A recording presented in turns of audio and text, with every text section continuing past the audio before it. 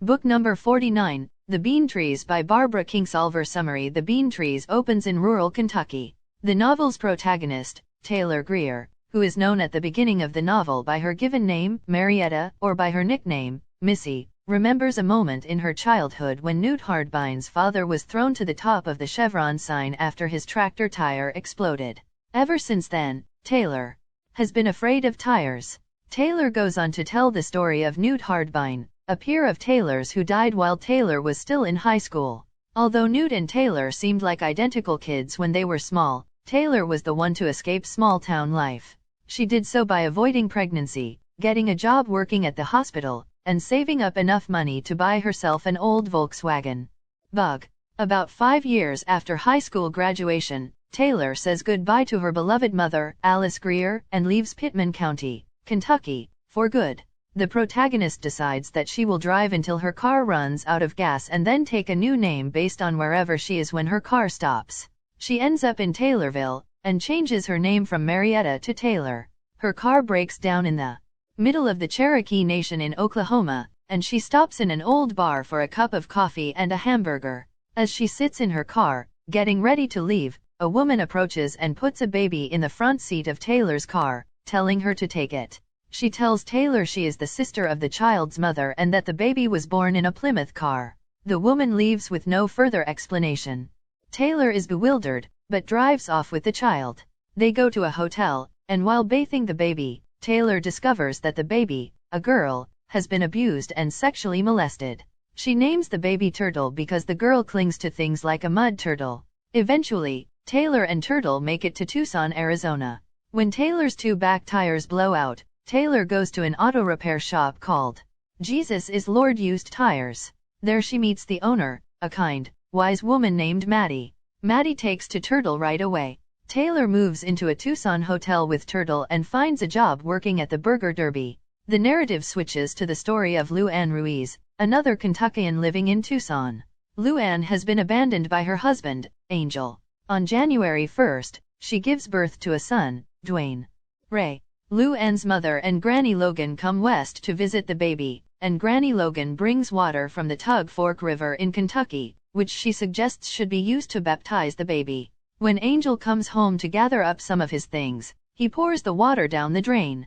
Meanwhile, Taylor has started her new job, but she quits 6 days later. She begins to look for a place to live, and finds a room for rent listed in the paper. The room turns out to belong to Lou Ann. The two women become fast friends, and Taylor takes the room. Without work, Taylor is left with no option but to take a job working for Maddie at Jesus is Lord Used Tires. One day Taylor meets 2 of Maddie's friends, Estevan and Esperanza, a married couple from Guatemala. Soon, it is evident that they are illegal aliens living with other illegal aliens in Maddie's home above the tire shop. A month or so later, Taylor takes Turtle to see a doctor and finds that Turtle's growth has been stunted because she was abused. Turtle is not a baby, as her size indicates, but a 3-year-old. That same day, Angel tells Lou Ann that he is leaving her for good. Maddie's friend Esperanza attempts suicide. When Estevan comes to tell Taylor this news, he ends up divulging the story of their past. He tells her that he and Esperanza had to leave behind a child in Guatemala. The government wanted the names of union members from Estevan and Esperanza and took their daughter, Ismeni, as a way of forcing them to tell. Choosing to save 17 lives instead of trying to get their daughter back, the couple fled their country. Estevan spends the night on Taylor's couch. Taylor realizes she is falling in love with him. After a few weeks, Lou Ann gets a job at a salsa factory, supporting herself in the absence of her husband.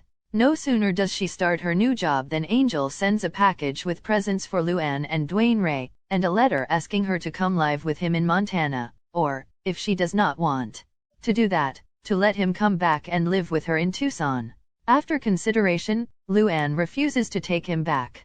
On the night of the first summer rain, Maddie takes Esperanza, Estevan, and Taylor into the desert to see the natural world come to life. Turtle is left with her babysitter, a blind woman named Edna Poppy. Edna and Turtle go to the park, and because of her disability, Edna does not notice when a prowler approaches Turtle. Taylor returns and hears as much of the story as Edna can tell. Edna heard struggling and swung in the direction of the attacker with her cane. She hit him and then felt Turtle tugging on the hem of her skirt. Turtle does not seem hurt, but she has stopped speaking and has the same vacuous look in her eyes that she had when Taylor first saw her. Turtle's trauma and the difficulties of Estevan and Esperanza make Taylor depressed. To make matters worse, the police investigation into the attack on Turtle reveals that Taylor has no legal claim on Turtle.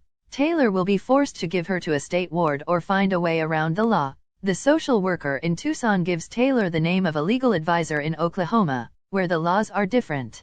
Maddie becomes worried about Estevan and Esperanza's safety. A recent crackdown on illegal immigration will force them to find a new home and a way of getting there.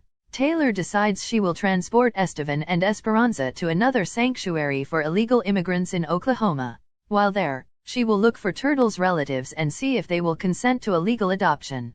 Once in Oklahoma, Taylor returns to the bar where she received Turtle but finds that it has changed owners. There are no signs of the people she met there 7 months before. Taylor, Esperanza, and Estevan decide to go to the Lake O' the Cherokees.